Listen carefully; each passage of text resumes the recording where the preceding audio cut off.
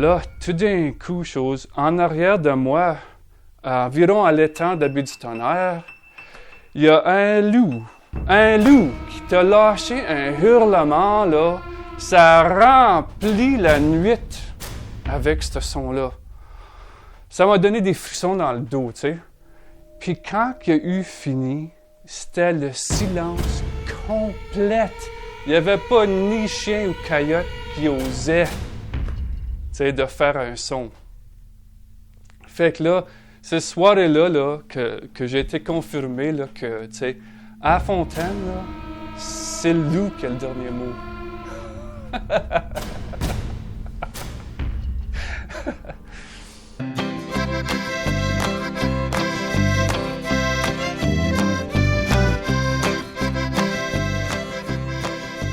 La légende du loup de la Fontaine, ça a été écrit par Thomas Marchidon, qui était curé de la paroisse en 1955, quand la paroisse célébrait ses 100 ans. La Fontaine a été créée à partir de cette légende-là. C'est un racontage de comment La Fontaine a vraiment commencé. La région est très, très vieille. Elle débute au 1830, 40, 50. Il est arrivé différentes vagues d'immigrants de différentes parties du Québec. Quand ils sont arrivés, la première vague, c'était les gens, évidemment, c'était des agriculteurs, fait qu'ils ont pris les meilleures terres. La deuxième vague, eux autres sont arrivés, puis bon, ils voyaient que la plupart des bonnes terres avaient été prises, fait qu'eux autres sont allés travailler dans les bois, parce qu'il y avait beaucoup de forêts, fait qu'ils sont devenus des bûcherons.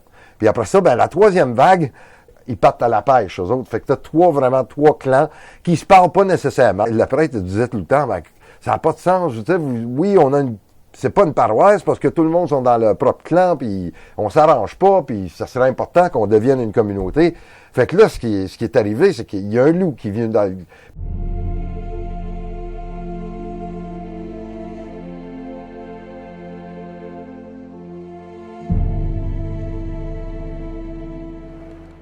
L'histoire de la légende du loup commence avec Joseph Lortie et sa femme Philomène qui s'en reviennent de Penetang. Tard le printemps, encore de la neige, ils sont en grand sleigh ou en buggy.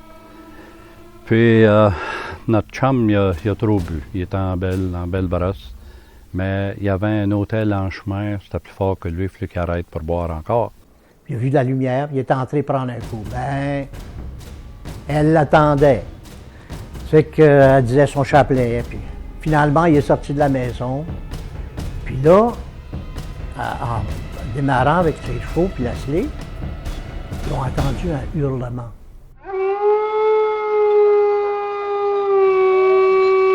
Ça faisait redresser les poils derrière le cou, tu sais. Un hurlement qui les a fait refroidir le sang pas mal. Mais ils pensaient, de vous, ce qu'eux autres étaient, l'île Ronde puis les différentes îles, t'as dans les environs. Tu peux entendre de là. Ils ont pensé que ce loup-là devait être sur une des îles. Quand il est allé serrer ses chevaux, en belle brosse, comme de raison, il est rentré pour dire à sa femme qu'il avait vu passer quelque chose de noir, formidable, puis c'était un loup certain, puis elle ne croyait pas trop. Pas de mots d'une menterie. Quand j'ai pogné les chevaux pour les apporter à l'écurie, j'ai vu une silhouette noire, filée comme une boulet de canon. C'était le loup, j'en suis sûr! Mais le lendemain, il est allé chercher son beau-frère, ils ont regardé les traces. Ils ont vu que c'était des grosses traces. Pas certain que c'était un loup, personne ne voulait le croire parce qu'il était sous l'eau, pour Joseph. Le lendemain, Colbert Tessier, il s'est réveillé, puis il est allé voir. Puis là, il a vu le sang partout. Une quarantaine de brebis étranglées. Puis là, il est allé chercher Philéas, son voisin, puis ils ont examiné les pistes. Ça ne pouvait pas être autre chose que les chiens à Labatte. Ils ont décidé que c'était les chiens à M. Labatte, à la Baie du Tonnerre. C'était le seul qui avait des gros chiens comme ça. Ça devait être eux autres. La colère a pris, a descendu. On t'a ostiné avec un petit peu, puis il a tué 2 chiens. Lâche-moi! Lâche-moi! C'est moi qui vais l'avoir! C'est moi qui vais le tuer! C'est moi qui vais le tirer! C'est moi qui vais l'avoir! C'est moi qui vais le tuer, ce maudit loup-là, parce qu'il a tué 40 de mes brebis! 40 de mes brebis! C'est un maudit loup d'enfer! Calme-toi, Colbert! Calme-toi! Vous devez comprendre, mon cher ami Colbert, il vient de tout perdre.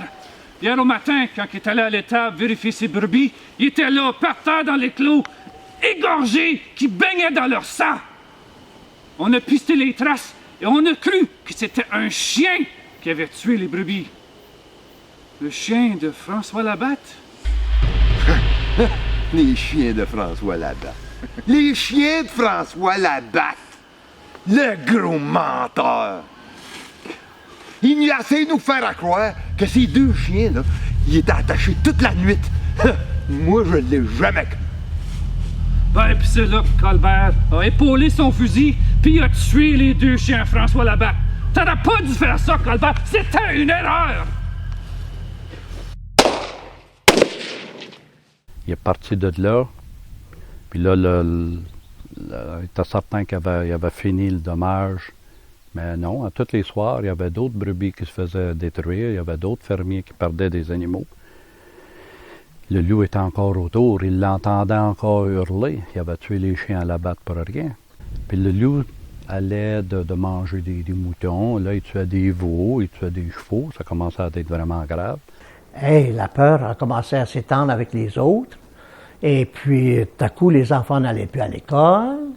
Bien, c'était épeurant, parce que le loup avait faim, puis il aurait pu les manger leurs enfants. Ah oui. Mais c'est curieux qu'il avait fait ami avec mon oncle, puis qu'il n'avait pas rien fait. Parce qu'il a compté ça chez eux, qu'il avait fait ami avec un gros chien.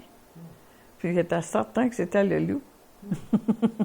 Et les jeunes amants là, qui se rencontraient, les filles avaient peur un peu de sortir le soir, puis les gars, quand ils retournaient, ils entendaient ce hurlement-là.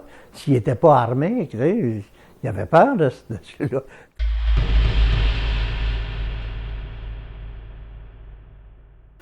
Tous les gens sont mis ensemble pour essayer de le trouver, ce loup-là. Mais le loup, il se transformait, là, lui, en bon chien ou le soir, il était cette bête maléfique qu'on entendait hurler partout. Là.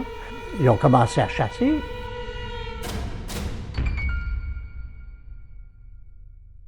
La paroisse s'est réunie avec l'idée de le tuer, ce loup-là. Ils ont engagé des Indiens, ils ont fait toutes sortes d'affaires pour essayer de le tuer.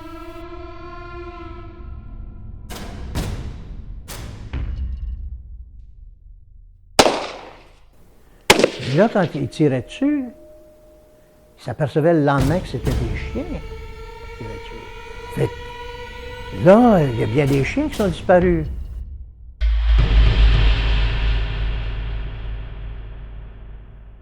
Il y avait un bon monsieur Théophile Brunel qui restait à l'autre bout de la 17. Il y avait une belle terre. Un homme assez prospère parce qu'il avait une maison que tout le monde considérait un petit château. Lui, il avait eu un accident quand il était jeune. Son père essayait de coudre des souliers de bœuf, puis l'aiguille a passé tout droit, puis il l'a frappé dans l'œil. C'est qu'il s'est crevé l'œil. Il était bien convaincu que c'est lui qui allait tuer le loup, même s'il ne pouvait pas voir. Il y avait un fils qui était en train d'entrer au séminaire pour devenir prêtre. Quand il est venu le visiter, il a compté ça. Il a dit qu'il avait dans sa tête que c'est lui qui tuerait le loup. Le fils n'était pas trop certain du compte, c'était un borgne, il n'avait rien qu'un œil, il ne voyait pas trop. Et, en tout cas, il a dit que s'il tuait le loup, il ferait chanter une grande messe, puis il ferait un petit party pour les gens de la place. Sous peu, pas tellement longtemps après, notre bon Théophile était à sa grange. Il sort de sa grange, puis il regardait ses bons résultats. Une belle ferme, une belle toute chose. Il a aperçu le loup. Wow! Sa chance. Il retourne dans la grange chercher son vieux fusil qu'il gardait là. Il ressort tranquillement, il guette autour. Il est encore là, le loup. Le loup était pas en train de s'éloigner. Il vise, puis il ferme son œil, puis il tire. Il frappe le loup.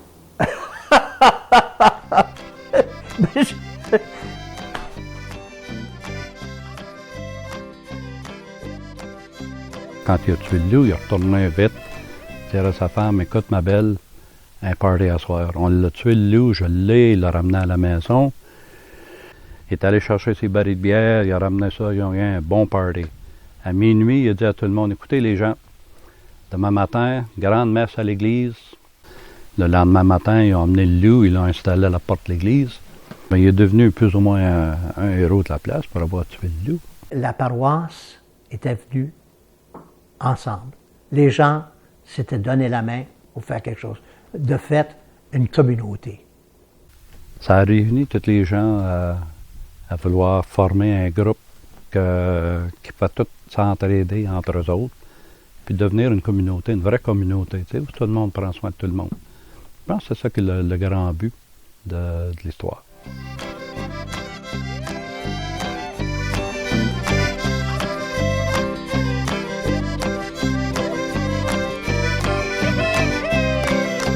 Moi j'ai le temps